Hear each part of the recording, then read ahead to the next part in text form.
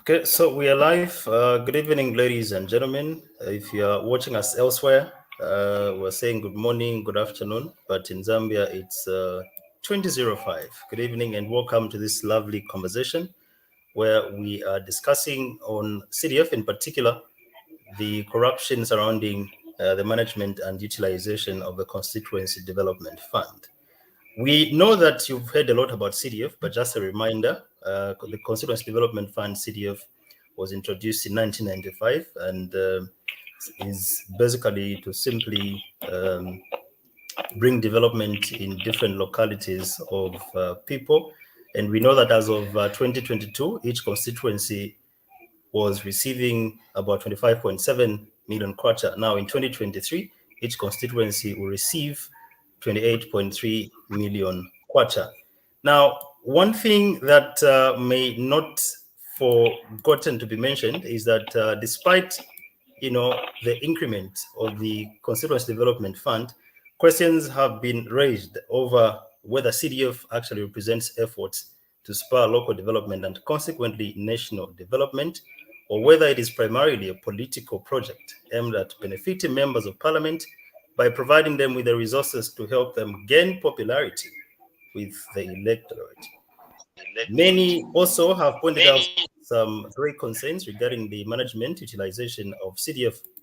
Now, against that background, we want to speak into the management and utilization of the Constituency Development Fund. My guests this evening is all male dominated. You'll forgive us. I think next time we'll try to be gender balanced and gender sensitive. Allow me to welcome Katombola Constituency Member of Parliament, Honorable Clement Andeleki. Thank you so much, Honorable Andeleki. Good evening and welcome to this conversation. Thank you, Josias, my dear colleague. Thank you also to Mr. Charles Moonga and all the other colleagues that have joined us. Allow me to say a big thank you and a good evening to Zambia. Good evening to all our people, wherever they may be in any part of the world. We are so happy that you could join us this evening. Thank you so much. We also have a journalist working at Chikuni Community Radio Station in Chikuni, Monze, in Southern Province. His name is Charles Moonga. Thank you so much, Mr. Moonga, for joining us. You may also greet the people. Welcome to this conversation. Thank you very much, Muuba, for the opportunity. Good evening to everyone following the conversation. I'm really glad to be part of the conversation this evening. Thank you so much. One thing that I'll have to point out is that I really have to stress, because I'm always used by saying Charles. So this conversation, I'll have to be calling you Mr. Moonga. Wow, for me, I think Charles is still okay with me. Okay. We also have Libuyu Ward Development Committee Chairperson, Mr. Jonathan Mata, who is joining us via phone. Thank you so much, Mr. Mata. Welcome. You can greet the people.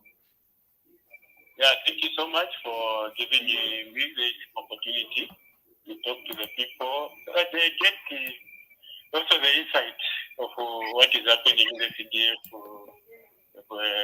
management. Because I've observed that a lot of people, you find they have got a negative perspective over the same, but I think they are going to get some of the things that are there. I'm very grateful and thank you. Even the Honorable Andeleki, thank you so much, sir. I know that we are going to collaborate very well in this program. Thank you so much, Mr. Mata. Nobana kuliswebo anyomola tolalo bazo. Kuinda mukulemba tungwa the ansi ponyina okufuma mukutweberera. Ladies and gentlemen, wherever you are watching us from, you are also welcome to participate by dropping your comments, contribution, and questions, whichever platform you are using. We are coming live on different and several platforms. Primarily, we're coming live on Mukuni Village Facebook page. We are live on the Alliance for Community Action ACA Zambia Facebook page. We are also live on Muiza Zulu official Facebook page. We are also live on Chanda Chongo. We are also live on Muuba Gabriel Josias and many other platforms that are also taking advantage of this conversation. by sharing. You can also do the same. You can share this conversation. We're also live on YouTube, by the way, on the Alliance for Community Action ACA Zambia Facebook, YouTube channel rather. I almost said Facebook because there's always an addiction of Facebook. Anyway, my name is Muuba Gabriel Josias, and we will be discussing corruption surrounding the management and utilization of the Constituency Development Fund. Honorable Andeleki, as we start our conversation, I made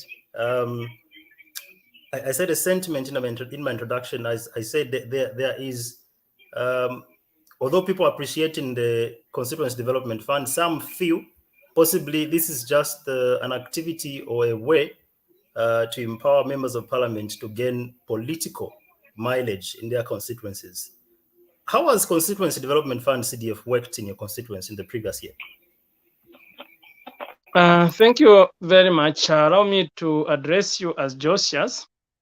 And allow me to begin by saying that we wish to commend the New Dawn government, the president, the vice president, and the cabinet for this initiative.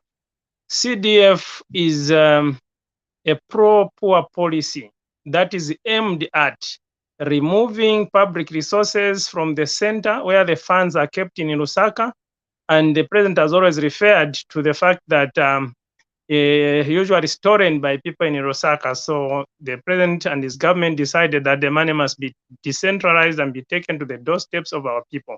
Therefore, I want to emphasize from the onset that this is a decentralization policy of making sure that the CDF or people's money are taken to the doorsteps of where this money is going to be utilized and where it should be. Therefore, it is not true that this money is meant to empower a member of parliament. And allow me to begin first and foremost by referring to the presidential speech last session, which was on Friday, the 28th of last month, where the president did address the National Assembly and through the National Assembly, the people of Zambia on the subject of corruption.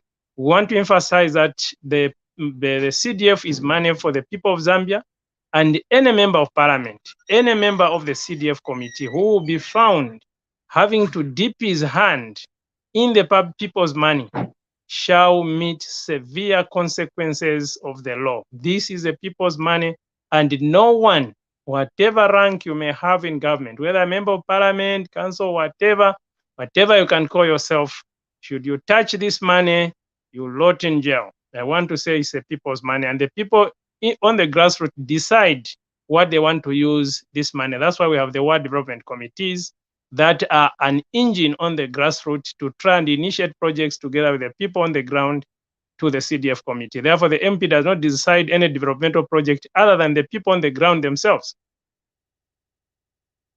Thank you so much, Honorable Andeleki. Still on you, just for the sake of someone that may have heard the Constituency Development Fund CDF on this platform today, take us through the structure of the management of the Constituency Development Fund in a nutshell. Yeah, CDF is managed by an act called Constituency Development Fund Act, which was enacted, though it's still again going through a review again, but the regulating statute currently is the Constituency Development Fund Act, which is being administered. Now, in terms of the structure is that at the lowest is the ward development committees. These are the people that are there in the wards to identify projects, working together with the headmen, working together with the stakeholders, the church, the villagers at local level to identify what projects are urgent that need to be initiated as a matter of urgency. Therefore, those people, they recommend projects to a constituency development committee, which is composed of about 12, 13 members. The member of parliament nominates people to that committee. Together with him, about 5 people sit on that CDF committee from the nomination of the member of parliament. And this nomination, maybe just to itemize, there must be a member of the community, there must be a member of the religious organization, there must be the chief's representative. Where the chiefs are more than 2, there can only be 2 nominees representing those chiefs. Then the other members, there are 2 councillors that are nominated by the council itself. Then the other members are actually the council staff, and these would then have elections, which would constitute the CDF chairperson, the vice chairperson, and then the council is the secretariat and the custodian of public policy in the administration of CDF fund. So once the Ward Development Committee has written to the CDF committee, the CDF committee goes through the verification processes, and once they have approved, the documents used to go to Lusaka, to central government for the procurement of the project in accordance with the provisions of the Zambia Public Procurement Act.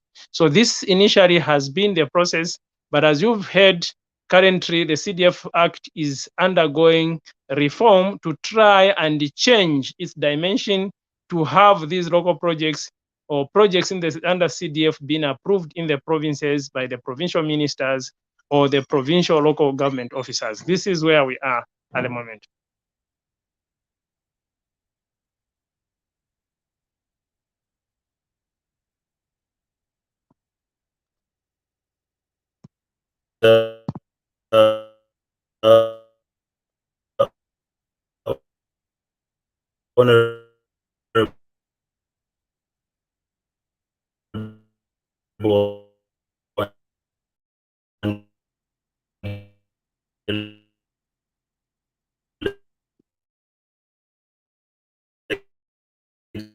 I can hardly get you. I can't get you. Are you getting me?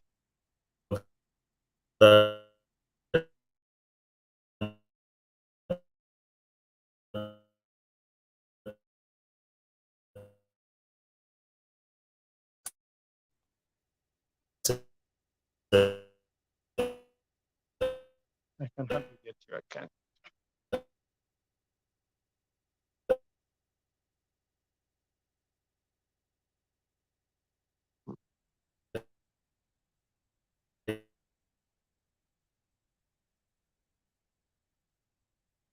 I can't get you.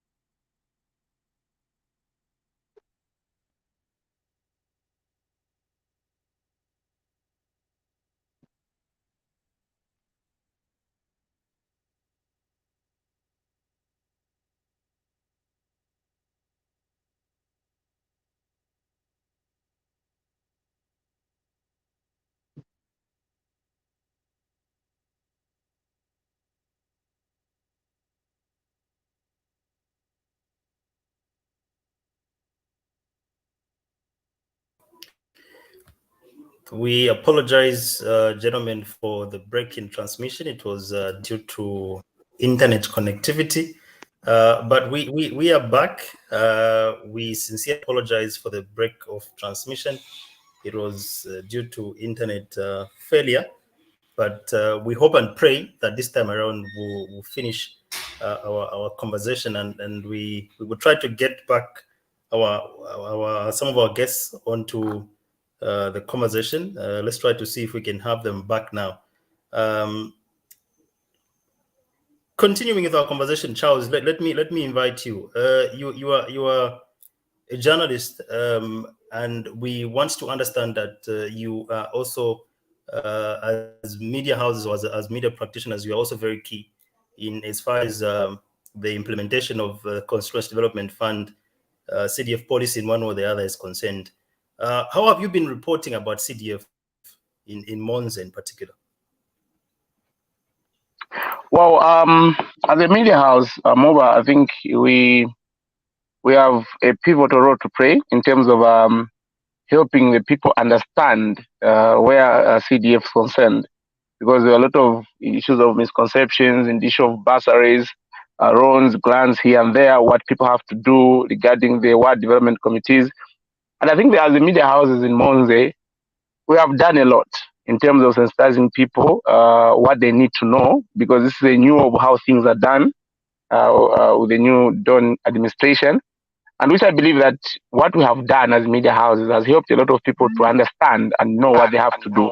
And as far as I'm concerned, I think the information has really gone to the people, and people are participating through applying for grants, loans, and for bursaries, and it has really worked, working with the community, trying to help people. So from our end, as journalists, media houses here in Monza district, I think we have done a lot, and people are able to appreciate what we are doing. Thanks so much, Charles. Getting back to you, Honorable Andeleki, in your constituency, what are some of the projects that you can identify have been worked under CDF, especially in a period between 2022 up to in the first quarter of 2023? Thank you very much, my brother, and it's good that we are back on air. I want to state that in every ward today, there is an activity related to CDF. Now, allow me to begin by segmenting the CDF funds. The CDF fund touches on youth empowerment. It touches on women empowerment. It has an attachment to the government bursary for secondary school children. It has a connotation also of community projects.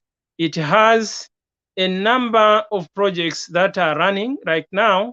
I'll tell you that in terms of connectivity to the rural areas, every constituency has been asked to contribute 1 million kwacha towards electrification of their constituencies. This is a progress, this is a milestone. Every constituency has been requested to make sure that they acquire earth-moving equipment. Like in Katombola constituency, that process is underway to acquire complete earth-moving equipment under community projects to ensure that Kazungura district is opened up. Now, asking what so far we have done, what projects so far we have done, like I said, the government of the Republic of Zambia has introduced a free education policy in order to invest in the future. Education is the best equalizer. And from this government, the position taken is that all the children must stop finding themselves in the street, but must be back into school.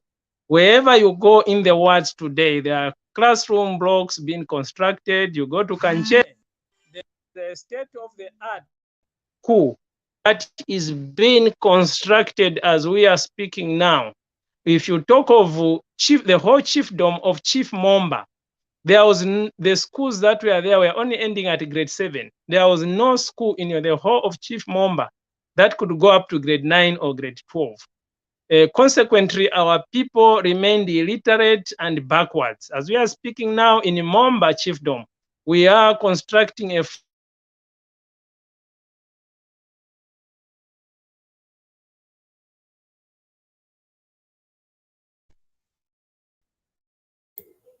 We seem to have bad connectivity from the we are Katombola constituency. constructing a secondary school which is fully fledged in Momba.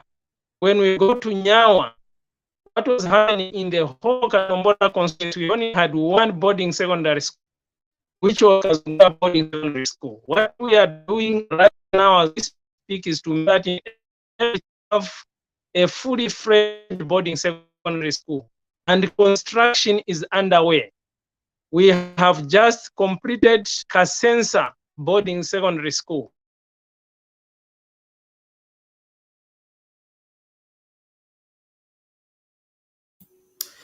Well, as we try to get back the honourable member of Parliament for Katombola constituency, Clement Andeleki, due to internet connectivity. Charles, I want to give an example of a scenario that we verified. But honourable, thank you so much for coming back. You were just concluding your thought before we lost you due to bad connectivity. Yeah, I don't know whether you're able to get me. Yes.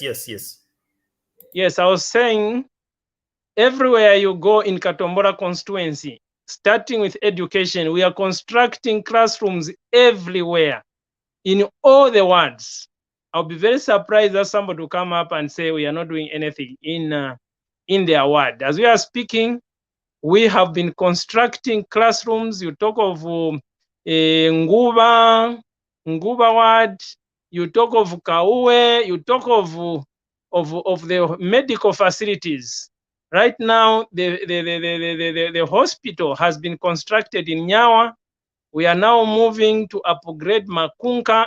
As you may know, in the health sector, as at today, from the time we took over government under UPND, there was no single hospital in Katombola constituency that was capable of keeping somebody who has passed away. So our people who are dying in Kazungura district had to be ferried to other districts, including Zimba and Livingston, which was making our people most often than not being buried prematurely. You die in the morning, we bury you in the afternoon because we have nowhere to keep your body, because the medical facilities did not have such facilities. As I'm speaking to you now, Nyawa is being connected to the electricity grid from Zimba to Nyawa, and the second level 1 hospital is being constructed in Nyawa and is completed, and that road goes around to Kalomo and it goes with electricity. Going to speak about the medical facility which is at Makunka, which is a mission hospital which is there. Now it didn't have a facility of the mortuary. We are now expanding and making sure that in terms of healthcare, our people are able to get a very good or high quality medical care in Makunka. Same with Kazungura District Hospital. It didn't have a mortuary.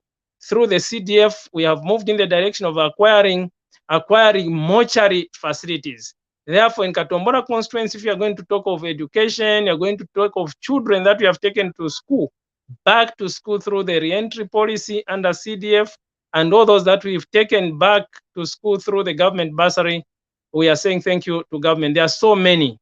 630 children have been taken back in 2022, have been taken back to school under the government bursary. So we have already offered grants to our people through CDF. So our CDF is really working. It's not a talking arrangement. We have acquired earth moving equipment. The grader is already on trying to repair here and there, but the complete set of the earth moving equipment is not yet in Katombola constituency. It's under procurement stage, including our vehicle, which is a Land Cruiser for monitoring projects. So as we are speaking, CDF is working. We thank the government of the New Dawn, thank the president and the cabinet for the decision to take education to the doorstep and take development to the doorstep of our people, because it means a lot. My people, most of them are very poor. I can tell you myself how I grew up under very difficult conditions. With the free education in Katombola constituency, this is a big deal. This is the best equalizer to our people, particularly the farmers. Now they will have roads opened up. for them to be able to move. Right now, we are going to be working Nyawa Road. I've already spoken about it. We are talking of also Senkovo, Tungweze, Matanga to Wombwe, to make sure that our people are able to move with decency. Many roads are in very poor or dilapidated status. Therefore, the acquisition of earth-moving equipment in Katombola constituency will enable us fight poverty by opening up Katombola constituency. Thank you also to the New Dawn government, who's given 19 telephone towers so that our people are able to monitor or able to make calls wherever they may be. And in the year 2023, in the first and second quarter, the whole Kazungura district through the 19 towers, I don't know whether there will be any 1-2 places remaining, but most of the areas in Katombola constituency will be connected to the telephone grid. And thank you to the Rural Electrification Authority for connecting most of our constituency under the funds that have been allocated under the 2023 budget. So there are a lot of things are happening, not only through CDF alone, also through other government engagement and initiatives, be it on boreholes, be it on anything, everything is happening. Well, Honorable Andeleki seems to be having challenges, but Charles, allow me to also indicate that we've been joined by Chanda Chongo. Chanda, thank you so much for joining us. You're most welcome to this conversation. All right, thank you, Josias. Hope you can hear me. And good afternoon, good evening to the guests and the viewers. Honorable Andeleki, it's great to join you on this platform, and Charles as well. You're most welcome. You're also right to say good afternoon. Probably you are outside Zambia and it's afternoon in the area that you are. I'm in New York. All right, gentlemen, I want to now take you to the aspect of corruption in the management and utilization of the Constituency Development Fund, and I want you to pay attention to some of my finding. In Livingston Central Constituency, for example, in 2022, under the empowerment category, to be particular, there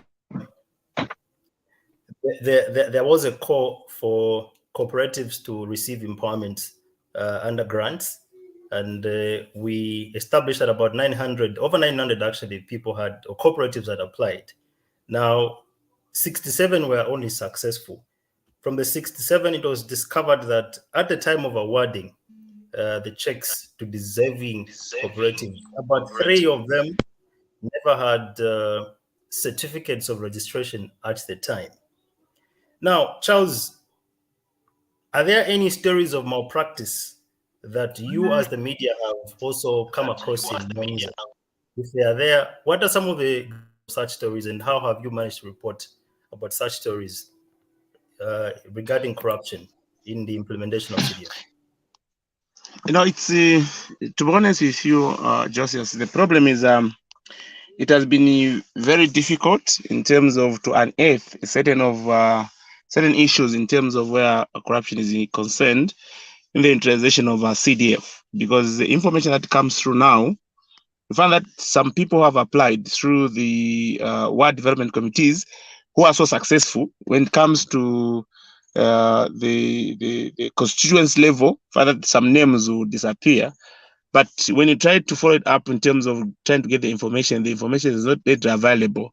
You can't necessarily get it. Who will speak? The grassroots, of course, they'll speak, but the people in authority who are supposed to give out the details or full information, they will not be available to say that. So it's really difficult from our end as the media houses, as journalists, to make sure that certain things are done correctly or the information is readily available in terms of how things are done. So that's how the challenge could be, because information is not there. Of course, information it could be available when it favors certain people, but if it's about information that you need to dig deeper for the community to consume or hear what is happening, it's difficult, because me as an individual, I cannot necessarily publish about my opinion, but it's based on the information is available in the community. Of course, people raise concerns, but other people in offices have to explain, they have to say something, but you can't get that information and it's not readily available. And as such, you find that as the media houses, as journalists, you are crippled because you cannot necessarily report things as the way they are, but there are a lot of concerns, there are a lot of things that people are so complaining about, the way the whole utilization is concerned, from ward development committees until the level when everything else is approved. Are you agreeing that, or maybe let me not say are you agreeing? Are there any stories of malpractice that you have come across, and maybe because of the challenges that you have highlighted or hinted, you were unable to bring them to the public? Have you faced any stories of malpractice so far in the implementation of CDF in Monze? Concerns are there, Muuba, and personally, I cannot necessarily say, because based on the information that we get from the community, people concerned, especially the issue of loans and grants, for that someone is from the ward development committee, they go through that. It goes to the constituency level, find that even their name doesn't even appear. So you wonder why is it like that. I think sometimes also, as I said, the information is not readily available. Maybe the issue of some awarding of contracts. You know, there's some projects that are being done on district level after the approval by the local authorities, the council, and everything else.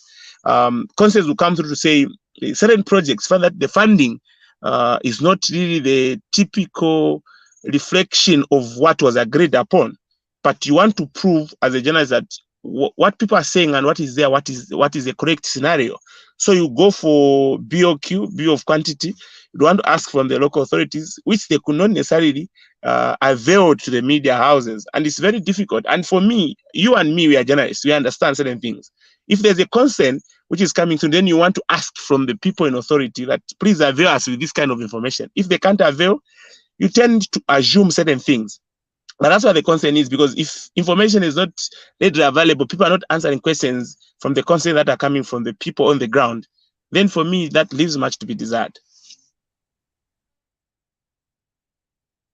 Thank you so much, Charles, for your elaborate response. Chanda, anything that you wanted to add on so far from what the two gentlemen have highlighted? Allow me to also mention that we have tried to get back Jonathan Mata, who is Ward Development Committee Chairperson for Libuyu Ward here in Livingston, but seemingly is we are not able to connect to him. Chanda, anything that you wanted to add?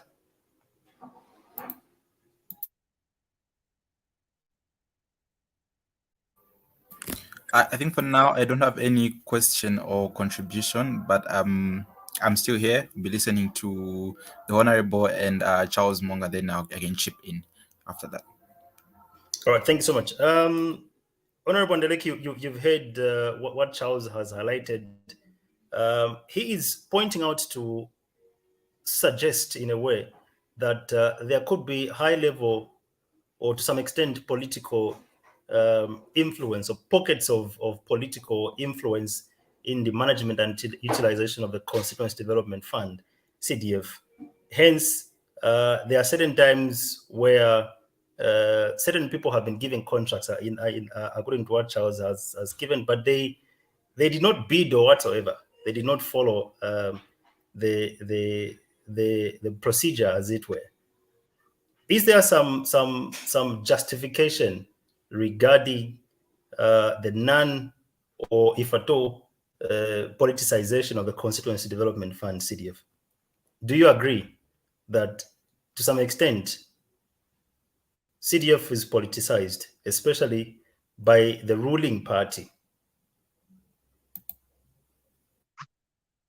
Yeah, thank you very much. I do not think so. The whole idea of CDF arose from slash fund. It arose from the need by the local people to make decisions on the things that they need in their locality, because they are better placed to decide what development they want at a given time and which development should start first and which one should be the second.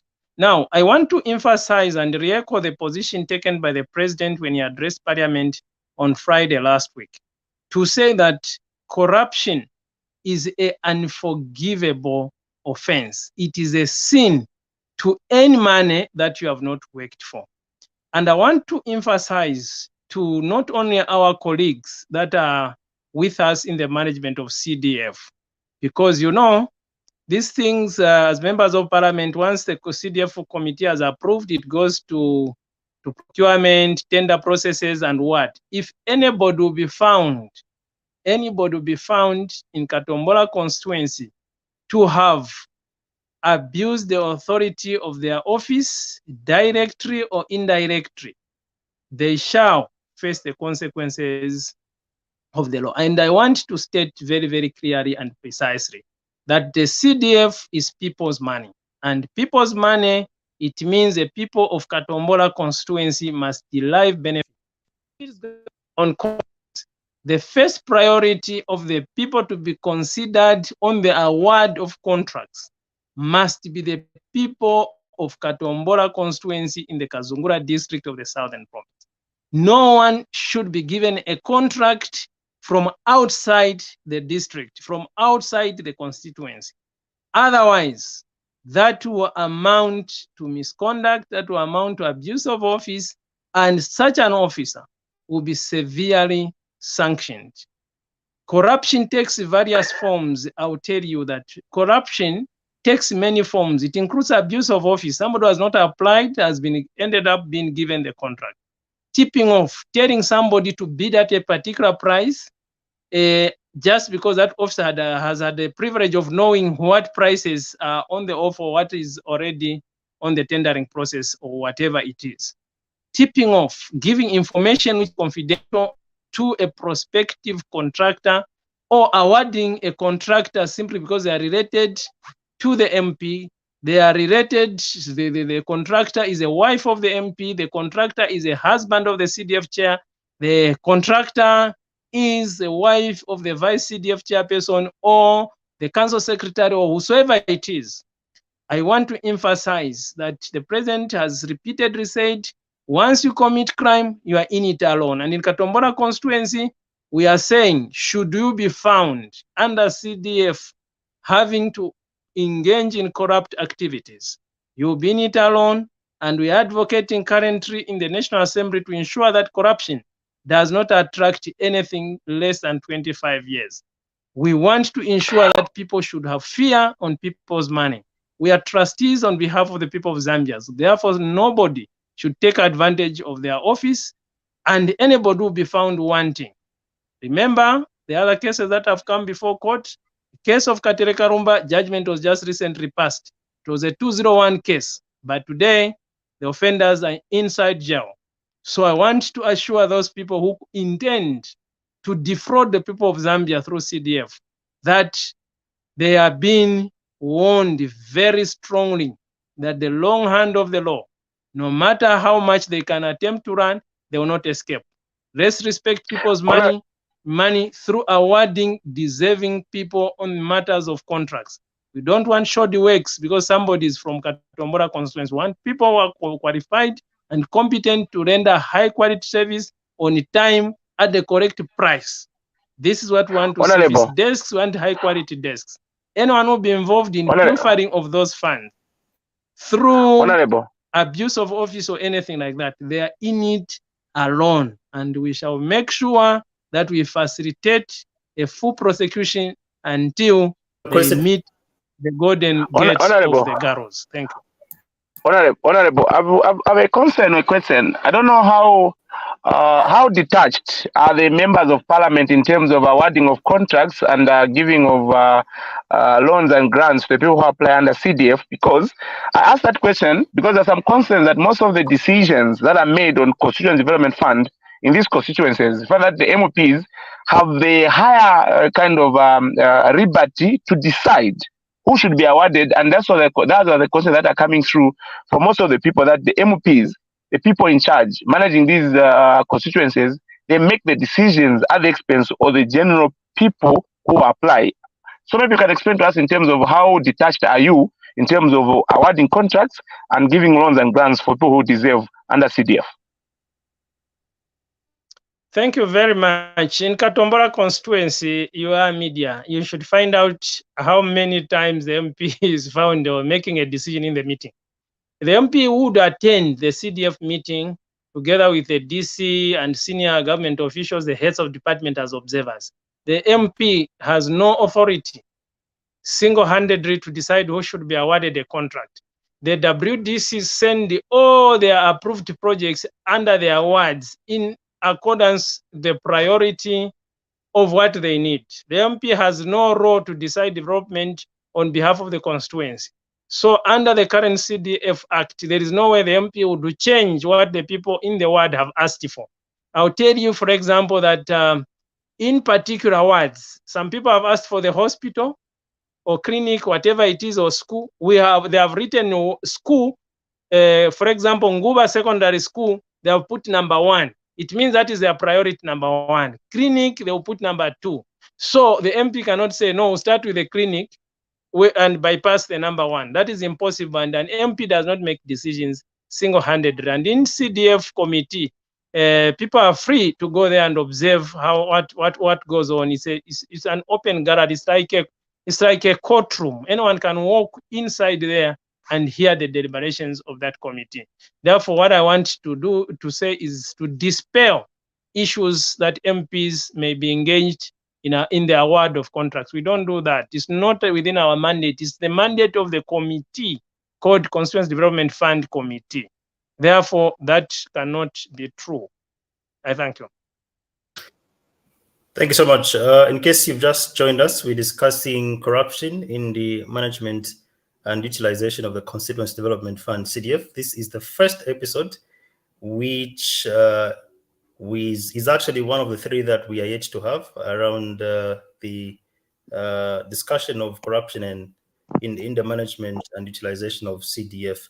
Honorable, let me bring you back home. To be precise, in Mukuni Ward, there was a water project which I understand for now the contractor said is done. That project costed about 250,000 kwacha, according to the 2022 CDF fund. People say, Honorable, that that project has not worked to their advantage, despite the contractor having declared that the project has been done. Are you aware about such sentiments from the people? What is the current situation of the water situation in Mukuni, Gundu Central? Thank you very much. The water reticulation problem in Mukuni is a program that was applied to by the people of Mukuni through the World Development Committee. Therefore, engineers were sent to go and examine the needs, to go and prepare a BOQ on what exactly is needed in Mukuni for the people of Mukuni to have water. Based on the BOQ, which they brought, which was 250,000 kwacha, the CDF committee went ahead and approved the allocation of 250,000 kwacha to the people of Mukuni. And it went into the process, which is the tendering process, went through but with time, prices continued to fluctuate and change. Therefore, we went there on the ground to see what the contractor had done in connecting the people of Mukuni. There still appears very clearly that there's a deficiency in the amount of the water reticulation to the people of Mukuni. And for that reason, we were not able to officially open the water reticulation project of Mukuni. And we suggested to the contractor that there was need for additional reservoirs of water and the proper boosting system and purification of water and storage of water in case we run out of electricity and all this and that. So for me, the way the project was done in Mukuni, it was initially done properly until we met the challenges that we have met now. So the BOQ may have been wrong. And these are human errors. Prices continue to change. When you're quoting today, tomorrow the prices have changed. Then that leads to whatever challenges the people of Mukuni are going through. But nonetheless, the CDF committee guided that the people of Mukuni can still nonetheless apply to the CDF for additional funds to complete or to acquire whatever has not been acquired to make them be able to get water on the doorsteps of their homes. And that's a desire of the CDF committee that I sit on, and that's a desire of my office as member of parliament, and that's the desire of His Excellency the President. And as a matter of fact, I must emphasize that His Excellency the President's guidance on CDF is that priority number one in the implementation of CDF is that there must be water in public places or where people are living. So the issue of water is very dear to the heart of His Excellency the President and his government, because without water, there is no life. Therefore, I want to assure the people of Mukuni, I want to assure the people of Katombola constituency that water is coming to the doorsteps. Their doorsteps, they will have water, starting with the people of Mukuni, and we are going to extend the similar facilities to other areas of Kazungura district. Thanks so much, Honorable. Let me take you, gentlemen, to the comments section. We will be reading the comments, I think, one by one, in order for us to be effective in terms of giving responses. I'm picking Nyimbili Devi. He says, in Chinsali district, all projects was awarded to PF contractors, and there is corruption like never before. This allegation, Honorable, just in addition to that, earlier you highlighted that the member of parliament is mandated by law according to the CDF Act of under the current guidelines. Of course, the Act is to the same 2016 of appointing members. So that's how neutral is the appointment process of who should be in the committee.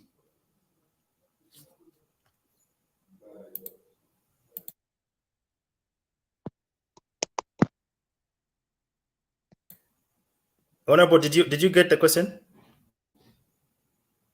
No, I didn't get the question. I didn't get the question because it's the line is really bumping. I'm very, very sorry. I can't get what our dear colleague is trying to ask or say. I didn't get very clear. Maybe you could rephrase or repeat the question for my benefit. Okay, so there is a comment from one of the viewers. His name is Nyimbili Devi, and he alleges that in Chinsali district, all projects were awarded to PF contractors, and there is corruption like never before. So now, my question is, remember when we started the conversation, you guided that, which is in the guidelines that we're using so far, in the implementation of the CDF. I don't know if you've gotten me up to this level. Yeah, I'm hearing about the guidelines. What about the guidelines? So my question is that how neutral is the appointment of who should be in the committee, that is CDF committee, away from political influence? Is it possible that if we go today, even when, according to the Act, a member of the CDF is not supposed to be partisan, is it possible that if we go in different CDF committees today, we will find at least non-partisan individuals, especially those that are not attached to the ruling party? Yeah, thank you very much. If I get you very well, I appear to be getting two things from your question. The first thing is the partisanship of the CDF committee. Is that correct? Yeah, the position of the guidelines are that people who aspire or who are nominated by the MP or people who sit on the CDF committee, the issue of partisanship does not arise. When you are going to have, for example, the MP, for example, has an interest in a particular contract, maybe because the people have applied as his relatives or what, the law does not stop people are related to the MP from applying, people are related to the councillors from applying. But where the MP has an interest or vested interest in that matter, he must declare such an interest publicly before the meeting commences. In fact, other than declaring, the law would require that you do not participate, whether by sitting to attend that meeting or otherwise. Otherwise, it would amount to corruption or abuse of office. ultimately what I can say is that we cannot rule out that every human being is partisan in one way or the other. The councillors are partisan. The people in the council have positions. They may not physically actively participate in politics, but they have a position. That's why everyone is voting in Zambia. So the whole issue there is that if one of the members on the CDF committee has an interest, he should declare such interest, and he must not, or she must not, participate in that process. And that is why we are trying to broaden the committee called CDF committee by bringing on board the district commissioners. I know it's quite a controversial subject of bringing in DCs and other people to sit on the CDF committee, but I support the position by this government to ensure that district commissioners and other people, you know, from civil society must be allowed to sit on the CDF committee so that it can truly reflect the character of being the local people's money, and everyone must be able to, you know, to participate in the disbursement of CDF and remove red tape and corruption that is perceived to be sitting. You know, the fewer you are, the more easy the process is in terms of manipulation. Remember, the MP nominates many people to sit on that committee. Can just influence all those people and also influence the councillors who have been nominated by council because of, by virtue of the position of the MP, is a strong man. By virtue of this and that, he can influence. That is the reason why the determination of projects are a preserve of the local people who send us the projects. They decide them from the wards. That's why we have ward development committees. MP does not sit in the ward development committees.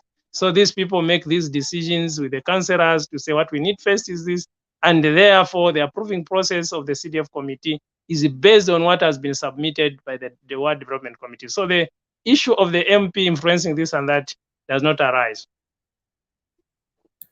Thank you so much, Honorable.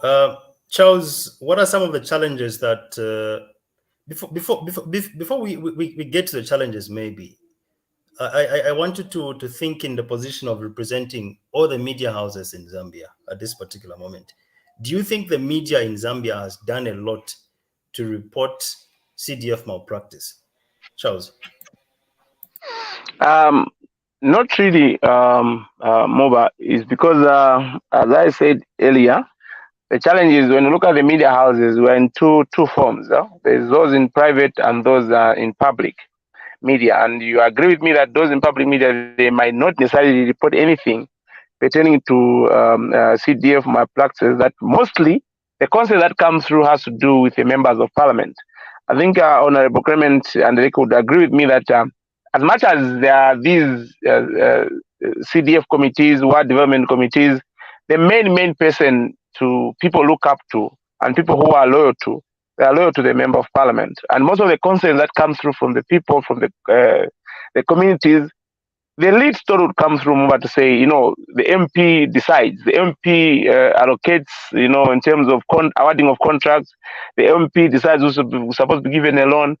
All these allegations, but of course there are people who are surrounding who cannot necessarily come in open, but they're all defensive and stuff. I'll give you an example. Like here in Monze, there are some concerns say, you know, maybe in Pemba, in Wengwa, Monze Central, there are some concerns that will come through. But when you want to follow up the story, where do you get the story from? Where do you start from? So it's very difficult because the more you push out to get what is really transpiring, what is really happening, it's difficult. The information is not really available. So it's really difficult for us. I think as the media houses, mostly, we have done a lot in terms of sensitizing people to see the need, why they should benefit from this CDF, in terms of grants, loans, and bursaries. And people ask questions, they know about what is happening. But in terms of the issue of where malpractice could be concerned, you could get a lead. People mention, people say what is happening. But where do you get the information? As I said earlier, sometimes you find there's a project which has been awarded. For example, they say the project, so grading of this road, or maybe working on this bridge, the amount is maybe 20,000 kwacha. I would say that maybe 20 million. And then people say, actually, the BOQ says it's 80 million kwacha. But you want to get that information from the local authority. They will not give you the BOQ. How do you get that? How do you publicize that? So it's difficult for us. We're working under difficult conditions to make sure that these things are publicized in terms of the malpractice. So that's the challenge you have. And we hope that as much as this information is there, you can just publicize something which is half-baked, not this complete, because the people who are supposed to give out the information, they're not willing to give out the information. So we are working under difficult conditions. As much as we want to help people understand certain things, as the media houses, as journalists, have been used in terms of helping people understand CDF, what they need to do. We have done well, very well. But when it comes about the issue of malpractices, who should talk? The people being accused, they can't talk. The moment they're accused, they react negatively, and it's difficult for us to do things that are supposed to be done. So it's really difficult for us, and I hope maybe these kind of conversation, discussions would help people in offices to open up and give us the information that we really need for people to know that actually everything that's being talked about, that is being done, is done on a transparent level. Like people have to see, people have to ask questions. Let people go in the offices, get the documents, whatever the allegations, let it be made available for people to see and read, and that whatever people are saying is not true, but the truth is this. But people in offices are not really cooperating to give us that information that people need to know about that. So I think for me, we haven't really done well because the information is not there, as much as the allegations could be there, but the information is not available. But I believe you can still do more. Thank you so much, Charles, for that response. Let's get back to our comment section as well. We do have a comment, Honorable Andeleki. This is in your constituency in particular, and this is coming from one Jeff. He says he's speaking on behalf of all those from Makunka, and his question is that when are we going to school? We applied for skills and we were supposed to go January intake, but up to now, what is happening? That's the question.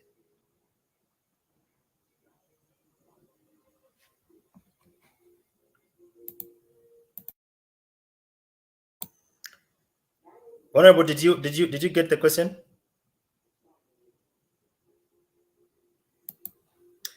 We seem to have lost Honorable Andeleki, but we continue with the conversation. In case you want to participate on the program, you are also free to do so. Just type your comment, question, contribution in the comment section.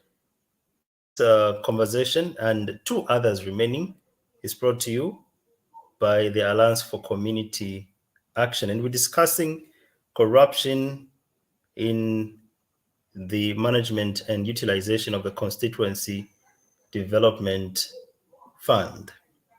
Charles, do you besides maybe lack of or limited information, do you sometimes as media houses face intimidation? You mentioned that the media in Zambia is in two categories. There are those from public media, others from private media. You're working for a private media, in particular a community radio station.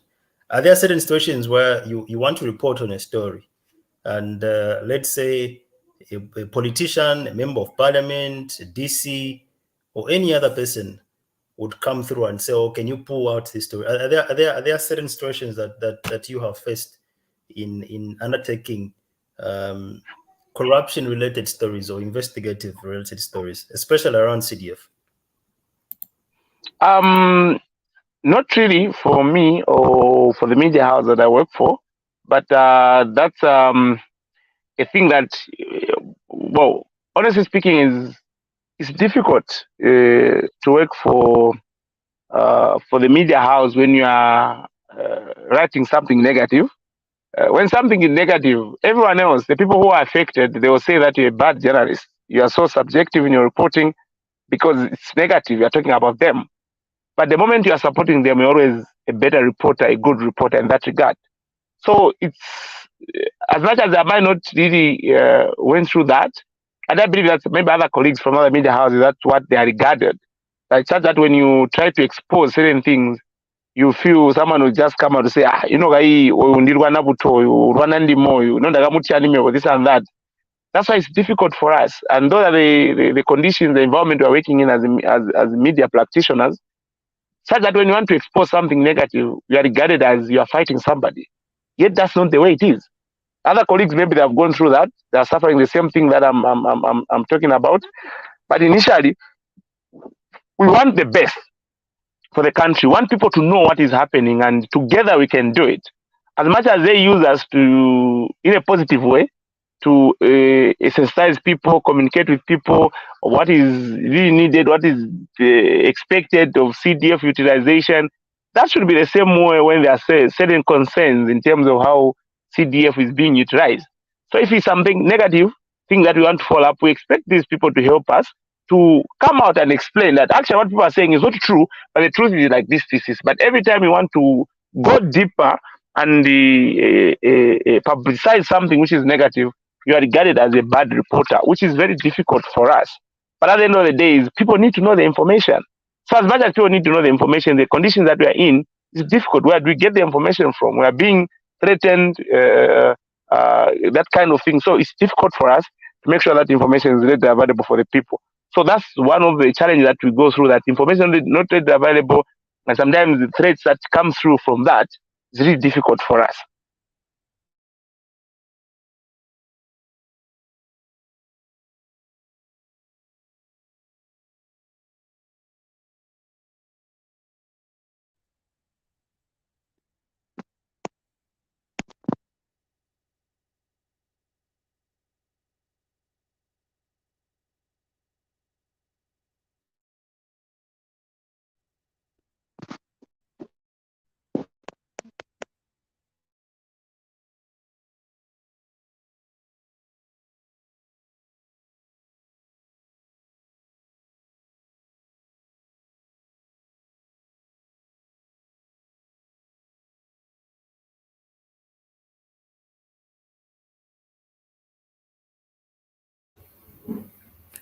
Hello. It looks like we've lost Josias. Charles, can you hear me? Yeah, I can hear you. I'm here. All right, thank you. Honorable Andeleki, can you hear me?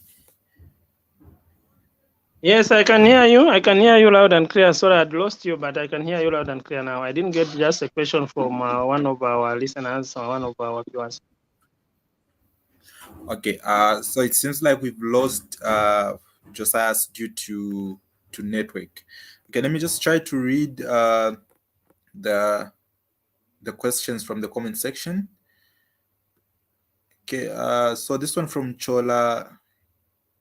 It says, what ways has the government put in place to sensitize on how to apply for bursaries, loans, and grants to women, men, and young people around communities? Honorable, I think this is for you. Thank you very much. I think the starting point is that the communities have been encouraged to elect people into the Ward Development Committee. These people that they must elect must be themselves the local people. Once they have done so, there are forms that these people are supposed to have so that they bring the forms to the doorstep. So the Ward Development Committee is not allowed to sit single-handedly and decide what development must be taking place in that particular ward. They must sit with the headmen, they must sit with chiefs, they must sit with the religious leaders, they must sit with the villagers in the local authorities, in their localities, in the wards, to sensitize them how children can apply. And using this platform, I can also explain that children who have been accepted to go to a boarding secondary school, any government boarding secondary school, anywhere in the Republic of Zambia, whether they have been accepted to go and study at Karomo Secondary School, but they are from Kazungura or Katombola Constituency, CDF can be used to fund those children studying in any school, whether it's at Pemba, it's at Monze, it's at Chongwe Boarding Secondary School, whatever it is. But as long as that child is coming from Kazungura. So that is the way the facility works on the government bursary. Then we are having serious problems to get on the skills development. Most people are not willing to go to the skills development.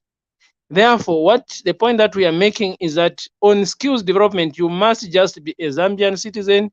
You must be willing to go to undergo vocation training, be it at like us in Livingston, we are dealing very much with rebase. And we have other institutions that have come on board to try and train these people in our localities in areas, various skills, including electric, including bricklaying, tailoring, and we just sought authority from the government on driving. for people to learn how to drive and this and that. So the point that I'm making is that there are specific forms that are given to the Ward Development Committee and also through the councillors, the local councillors in the localities of those various wards. So the point that is there is that we have been going around the wards, like in Katombola constituency, wherever I've gone through, out of 16 wards, we have had Thanksgiving rallies in 12 out of 16, and we move with the CDF members who are in the committee to explain and distribute forms wherever we have gone. So the point that I'm making is that people must be free to reach out to their councillors, reach out to their MPs. Our numbers are open. I hear people are saying we don't answer whatever it is, but I don't think that complaint can come from Katombola constituency. I thank you. All right. Thanks so much, Honorable. There's a question from Jeff. I don't know, Chanda, if you're taking him to that aspect. Jeff is coming from Akunka village, Honorable Andeleki, and he says he had applied under the SKUs, and he was supposed to go to school under January intake. Up to now, did you have any idea? And he has emphasized that let the Honorable answer me.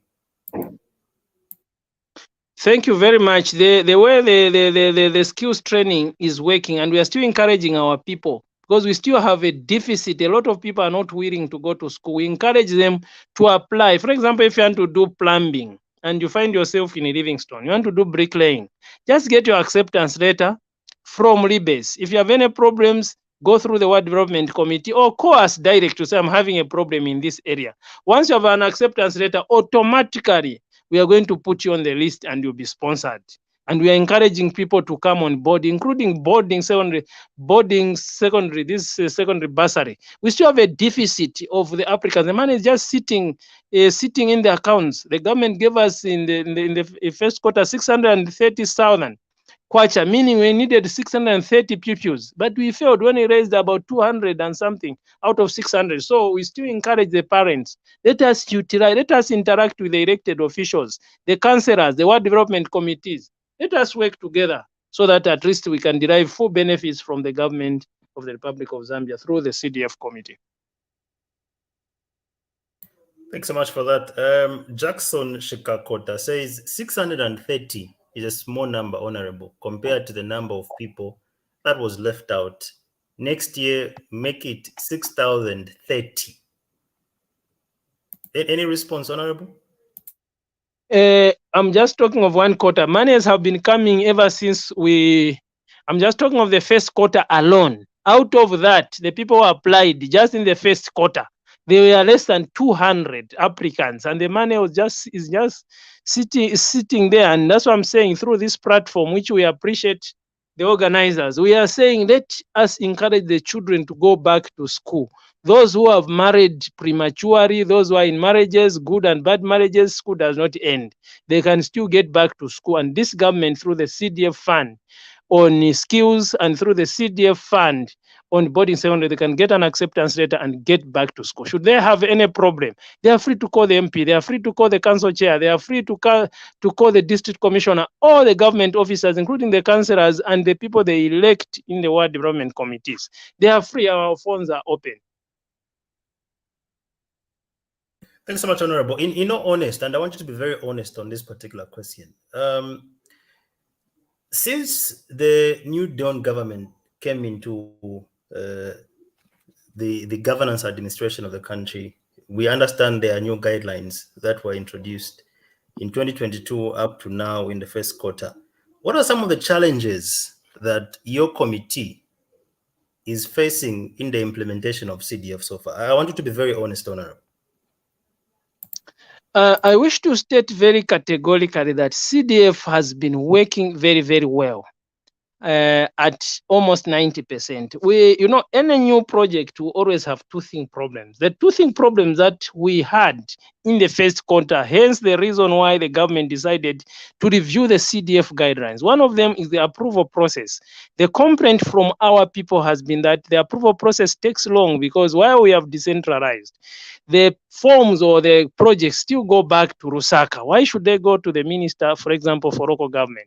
Or why should projects go to to this and that other place? Why can't, since we have provincial ministers, why can't this be done through the provinces in terms of the approval process? This process still go to the Attorney General of the Republic of Zambia in Lusaka. So the turnaround time has been a toothing problem, but His Excellency the President and his government has taken note of that. Hence the reason why we have undergone what we are now calling the reforms to the CDF Act, or the amendments to the guidelines and the amendment to the Act to make provision for a broadened, for example, representation in the CDF committee. Because as you are aware, the number of people that used to sit there, almost 10, 11 people, that is not enough to monitor such huge sums of money.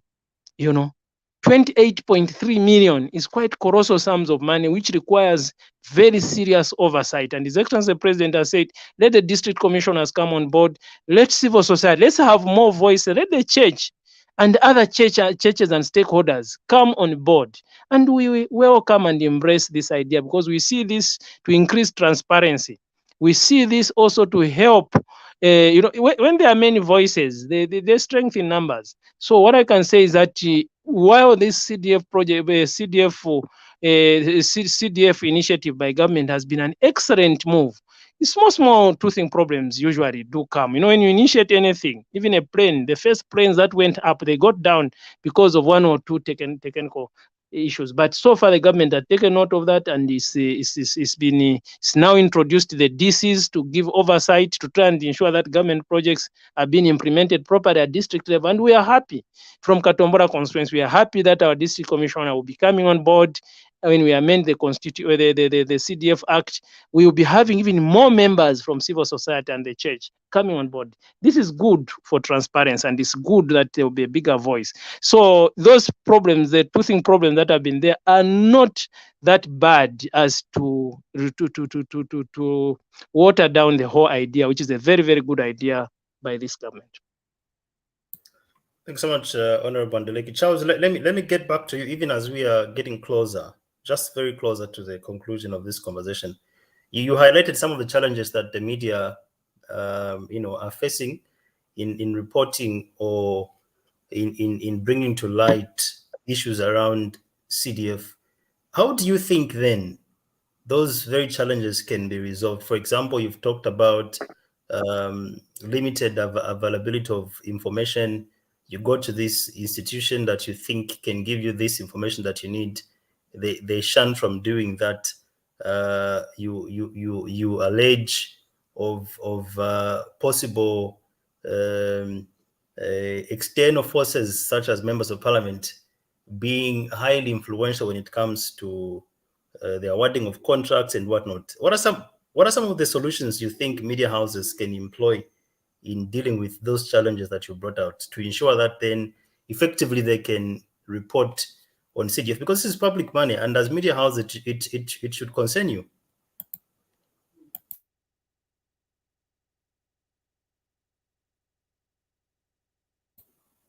Charles, did you get the question?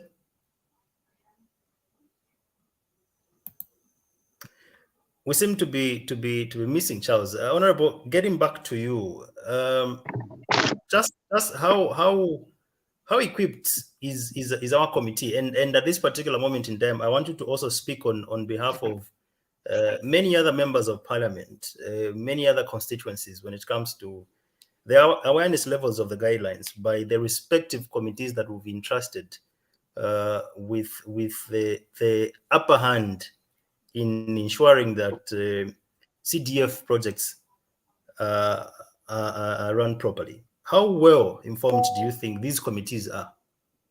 You can start with your constituency. Yeah, in terms of Katombola constituency, usually I always want to speak of the challenge that we've had and end up with where we are stronger. Where we have been having a challenge, which challenge is going now to be resolved, is one, the issue of communication.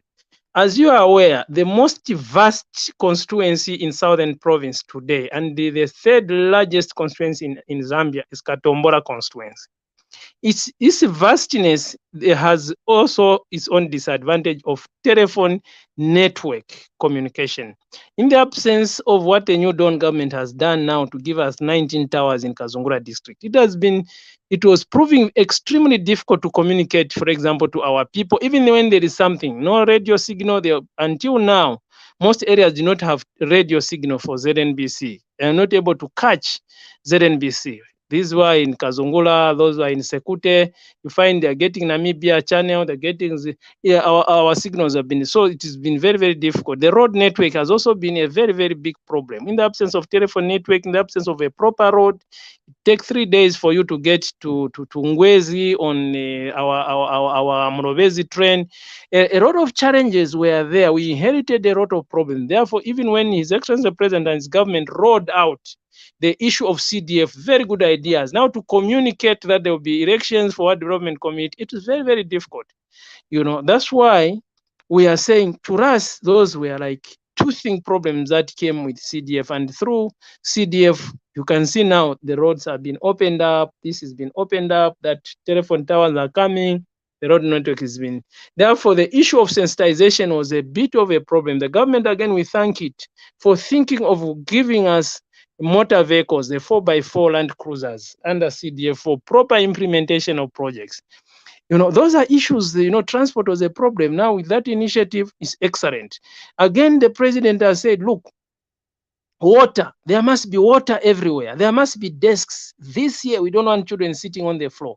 7 million kwacha allocated to Katombola constituency specifically for desks so that children can sit decent. The CDF is working very, very well, I can tell you, and our committee members are well equipped because the training has been ongoing through the Minister of Local Government. We thank the Minister of Local Government for capacity building our staff members in the CDF committees, including our officers at the local authority. The local authority, our officers in the local authorities have had transport challenges and all this and that. And with this interface that we've been having, transport is now being availed. They were used to work under very, very difficult conditions, but now at least we are headed somewhere. And we thank our hardworking council officers.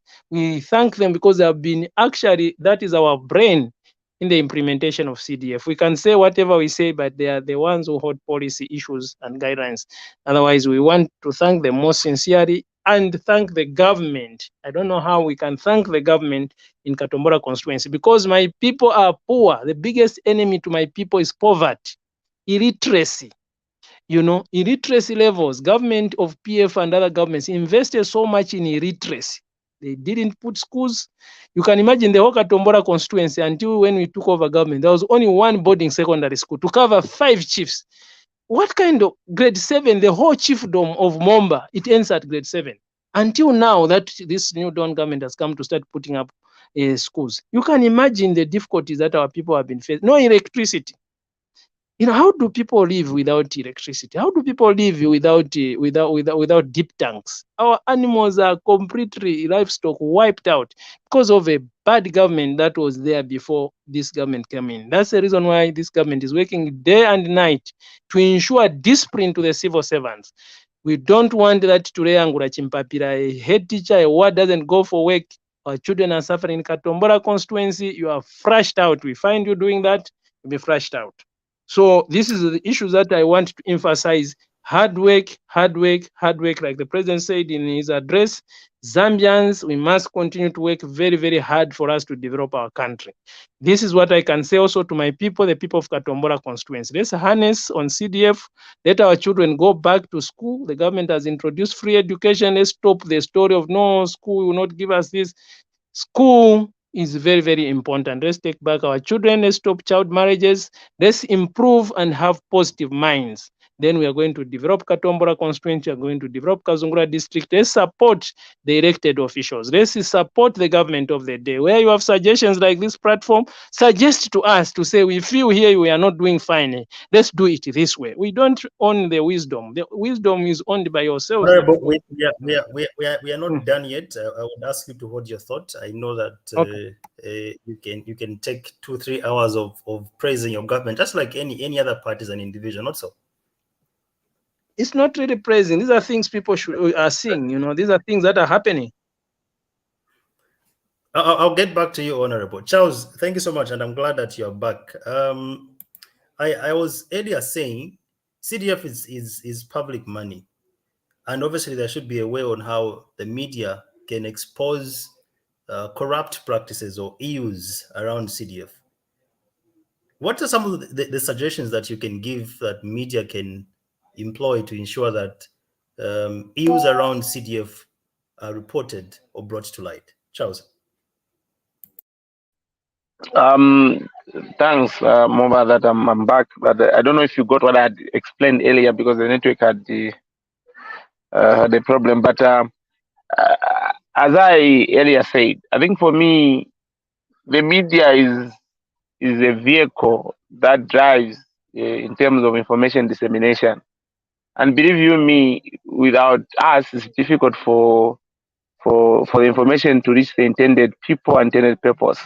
And the Honorable Clement and they could agree with me that even what we are doing now, Muuba, is because of you as hosted us today, and because of different type of medium that you want the information to go to the people. And I would be very happy if the media would just work so independently without being tagged any name of looking for faults in people, but looking at it as they are doing the best they can for people to know what is really available, because information is power. Having the community electors who don't have the information which is readily available on their fingertips, I think for me it doesn't really add up. And for me, the only thing that I would ask on behalf of other media practitioners, let the information be readily available. Let them allow us to do the job. Could be negative or positive, but let us do what we have to do, and then people judge based on the information they can have.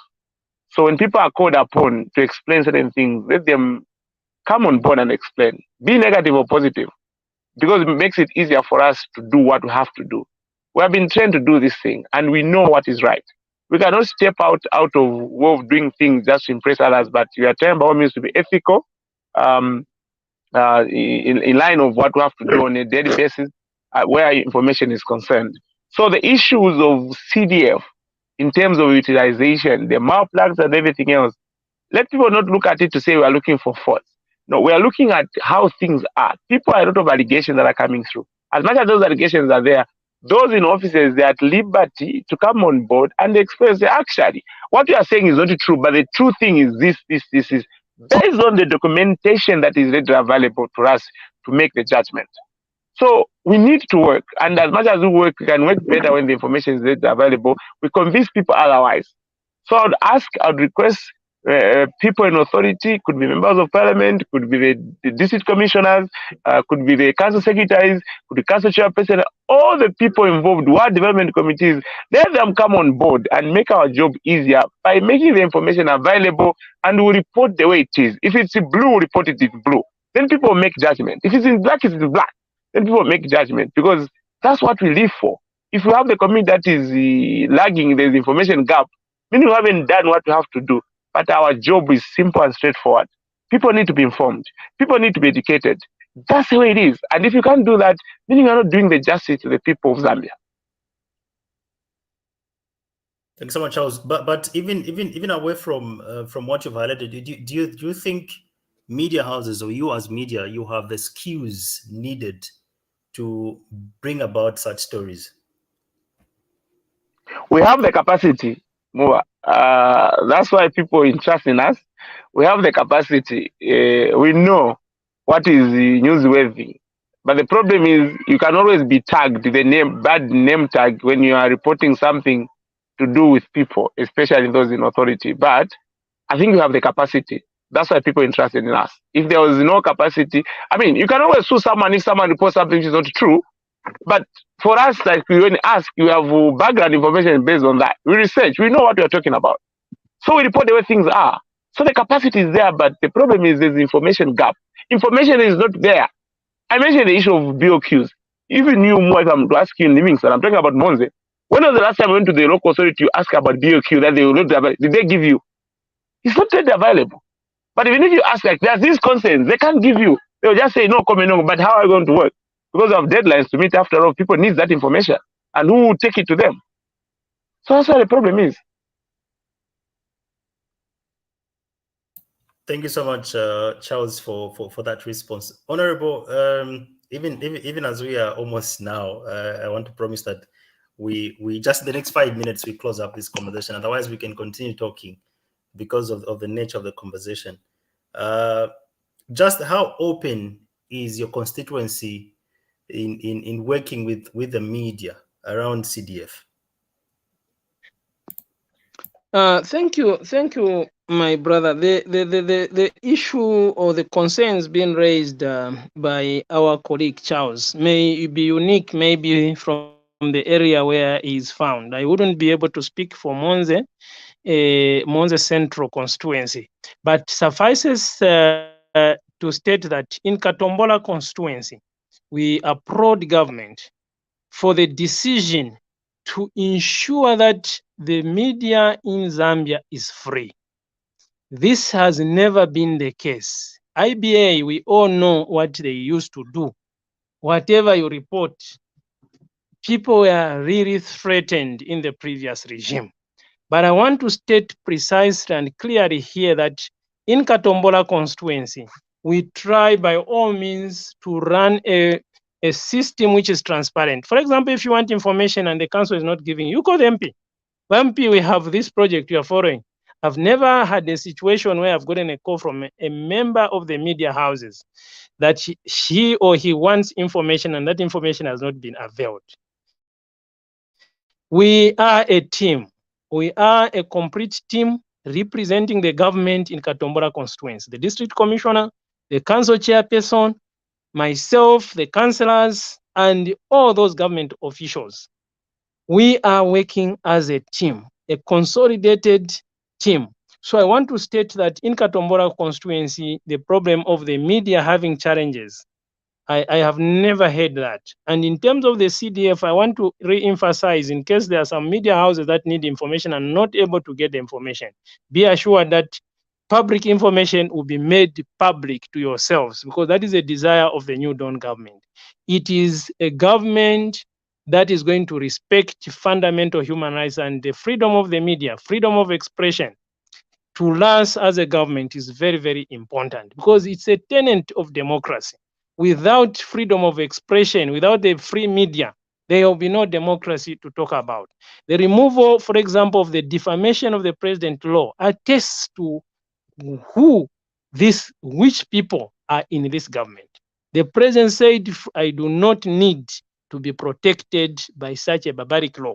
We removed it. Right now, we are repealing, considering serious amendments to the Public Order Act, so that people are free to demonstrate, people are free to criticize, people are free to write. No IBA will close you down. You can wear any t-shirt, you can do no cadalism. And we must applaud government. Media houses, no one is going to be closed down. There's nothing like that. So I want to assure you, as media houses, that His Excellency President, though I'm not his spokesperson, I want to assure you that he does not desire, and his cabinet, that they do not desire any media house to leave or fail to access any information. We are a transparent government. In everything we are doing, be it CDF, be it anything, this government is a transparent government. The UPND as a party has nothing to hide. That's the reason we have removed and amended a number of laws, including the law on death penalty and all these barbaric laws that we are restricting the media, restricting this person to live with the decency that a human being deserves. That's what I can say about that. Thank you so much, Honorable. I want to ask a question on behalf of one Jeff again. It's just a follow-up, and please, as you answer this, you can also conclude. Jeff wants to know, and he says, again, he's speaking on behalf of those from Makunka. He says, we need some waiting rooms and even a fee-paying toilet. He says, we wanted to apply, but due to some delaying in receiving certificate from PACRA, we failed because we were just given a period of time to apply. And he says, we don't have a radio station. We are blind. I'm telling you, we can't see through. We need to be connected. But I don't know if you have any response to what Jeff is requesting, Honorable. Yeah, again, it gets back to the issue that I've already talked about. In the issues of CDF, management of CDF is from the wards, from the grassroots. If there's a project, be it toilets, be it whatever they are trying to do, it should be initiated from the ward. There is a committee called the Ward Development Committee that they elected within themselves. There is a councillor in every ward. So the point I'm making is that those are the contact persons. Now, in terms of the issue of obtaining certificates, if you are, for example, trying to register your organization and you're having challenges, that's why we elect MPs. That's why we elect councillors. If you have a personal problem, you have my line. Call me. I'll ask you to send the papers either by bus or what. We'll receive them and we'll push them to registrar of societies or registrar of cooperatives. After all, I'm former chief registrar of societies. I'll just go to the lady seated in my previous office to say, can you process these papers? I need them for my people. So there is no real issue. Those personal issues, please refer them direct to the sitting MP, and your MP will run around with those. You work through also your councillors. They're not, let there be no one feeling like you have a direct contact to this and that. Let's just work through the councillors, and if the councillor is not able to handle, that's why we have this hierarchy that is created. Even me, if I can't handle, I have my ministers above me. I have the vice president, the president on top there. He could always come on board. And I recall, for example, when I was complaining about water, His Excellency the President called and said, Andeleki, how can you complain about water? You should have just called me if you are having a problem. And this is the type of the way we are supposed to work. We are a team. If I failed or I feel I'm alone, that's why there is a hierarchy. We have a father. At least we are so happy that in UPND, us, we are the firstborn children. We have a father in the house, and we are so happy, and we will not fail to deliver development to our people. That's what I can say. So let him feel free to contact me should we have any challenges. My number is a public number, and you can give him afterwards, or you can share with our listeners and viewers the number. Charles, any closing remark? And I know you mentioned of the solutions going forward. Maybe something that you wanted to share that I did not ask you. Thank you very much, Muuba, for giving the opportunity. I think for me it was very positive interaction with the Honorable, and this is what we need to hear. But I challenge my fellow media practitioners that we are the people who can drive it. We can drive the agenda. We know what we have to do. We live for the people. We live for the community we serve. And the best thing that we need to do is let's report information the way it is. If it's blue, it's blue. It's black, it's black. I think that's what we need to do. Not that we always look for faults. Sometimes they always report something positive, not just focusing on the negative energy, negative reporting, but we can look at it from the positive angle as well. But I believe that the better Zambia really depends on us and the people that, especially the rural kind of people, because we speak for the voiceless, Muuba. People in authority, they have the authority, of course. But people who are the voiceless, as the media, we have the liberty or the mandate to make sure that their voices are heard. And it's from those voices, the minimum voices at the lower level, that the Honorable Andeleki would agree with me that that's what matters, because those people in the rural setup, people who are voiceless, those are the people that need support for them to receive the development that they really deserve.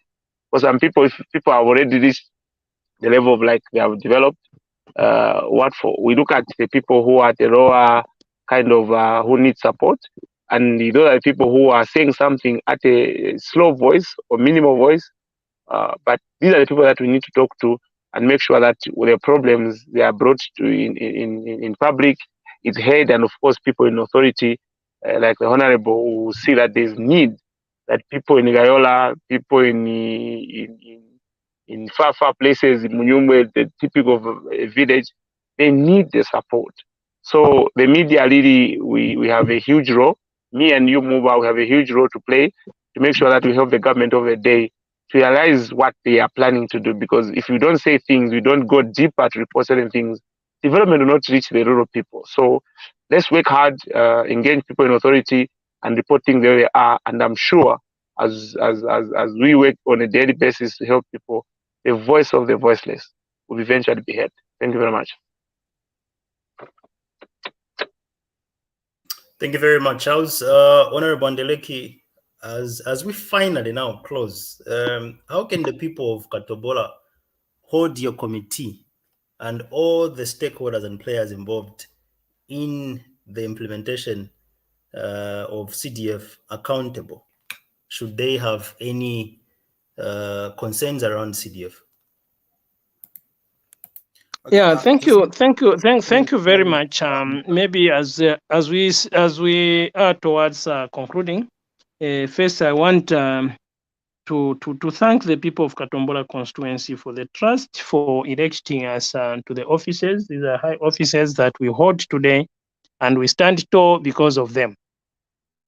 We are who we are because of the people of Katombola that chose the UPND, because of the people of Zambia that chose the UPND. That is the reason why we have our president. That's the reason we have our vice president, the ministers, and everybody. We are honored and we are thankful. We forever remain indebted because this honor that has been granted unto us is a very rare honor, and do not disappoint them in our manner of the execution of our responsibilities. Now, coming to the issue of CDF that you are raising, to say that how are they going to hold the committee responsible? You know, that is the reason for this interaction. That is the reason for feedback. The MP's number must not be a hidden number. The number for the district commissioner must not be a hidden number. It must be a line that is open to everybody.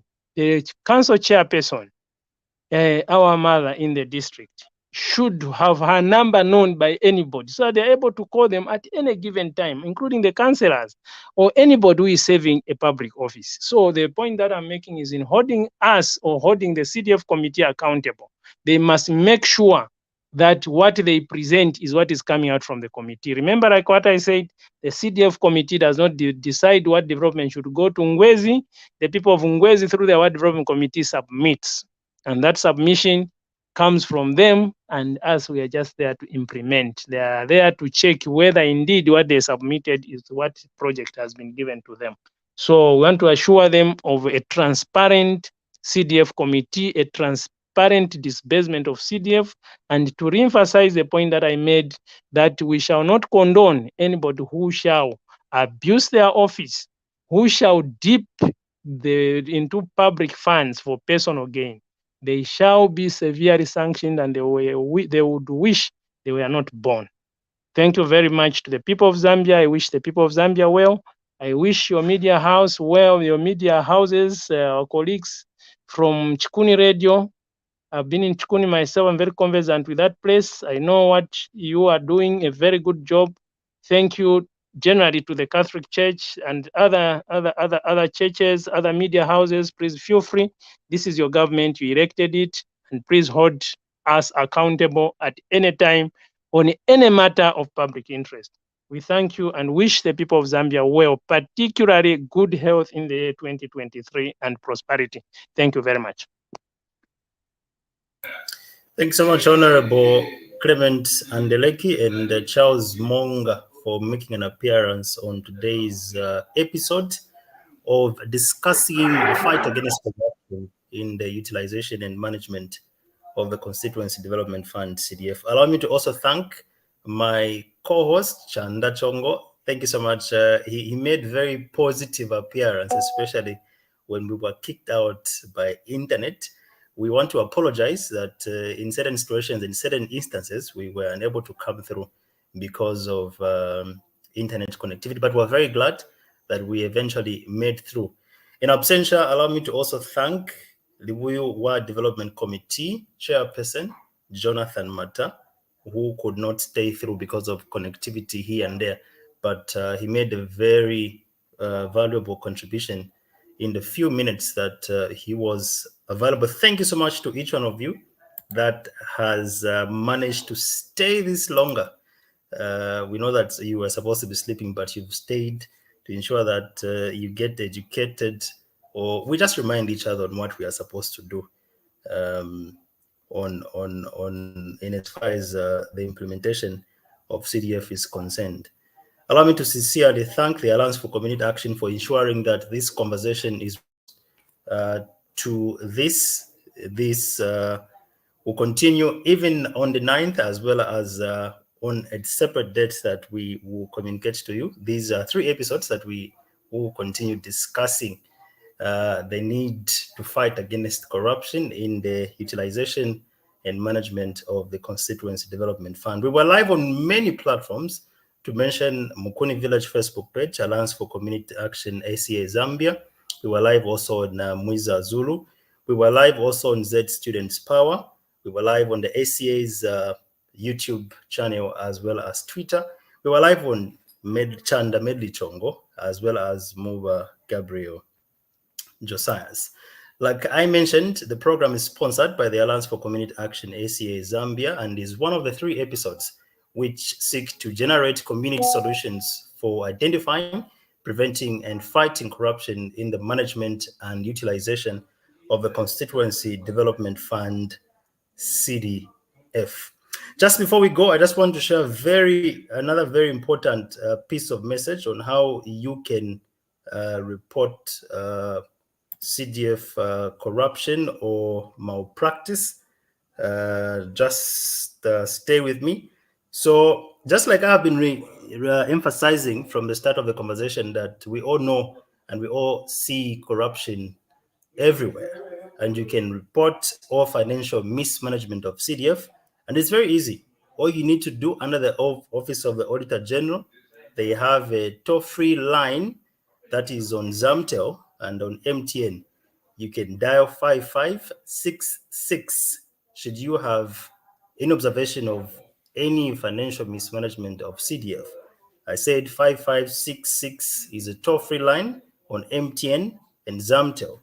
You can also email to auditor rg@ag.gov.zm. You can also utilize the platform of the Anti-Corruption Commission, ACC. They also have a toll-free line on all the networks, and the line is 5980. You can also send them an email, info@acc.gov.zm. Both institutions support anonymous reporting. If you have any findings and you don't want to be disclosed, you can visit these particular offices. That is the Office of the Auditor General and the Anti-Corruption Commission. For more, you can also visit the Alliance for Community Action ACA Zambia website. That is acazambia.org/CDF. You will find very informative information around the Constituency Development Fund, CDF. Thank you so much. Until next time, my name is Muuba Gabriel Josias. Have a lovely night. And thanks to the Alliance for Community Action, ACA Zambia, for once again making this episode possible. Good night.